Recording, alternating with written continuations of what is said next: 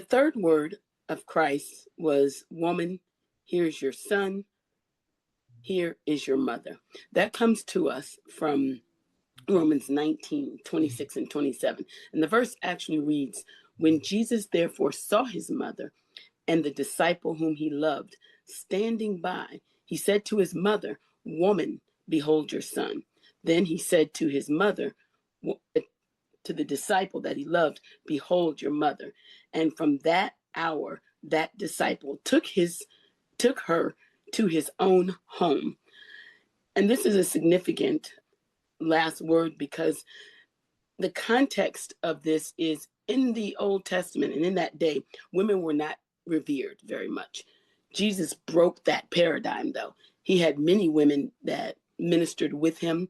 He really respected women and allowed women to serve. And in fact, it was mostly women who bankrolled his ministry. Lydia, who was a woman of purple, and other women.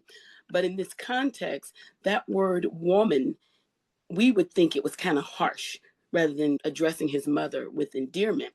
But that word woman in the Greek is gynai, G-Y-N-A-I.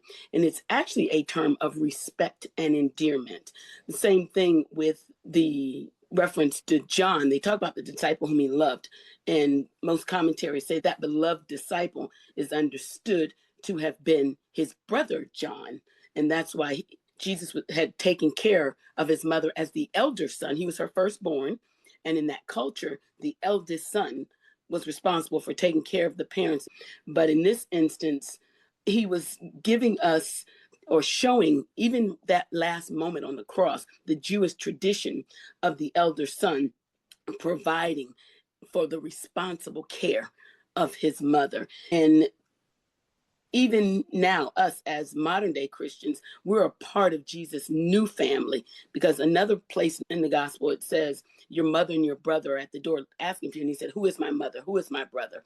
My mother and my brother are those who are disciples of mine. So even there, he was taking care of his family.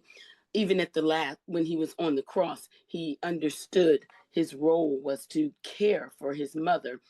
I think one of the questions that I pondered was, what does this really mean personally to me, to have Jesus, to have that endearing moment with his family members, those who are closest to him, his mother and his brother. And it challenges me as a leader. As Dion said, leadership comes from within, and it comes from a compassionate treatment of people in business and respect and concern for whom we work with and those who are leaders. The word is especially impactful for me because sometimes I struggle with work-life balance. I have one grown daughter, but we're raising our 4 grandchildren.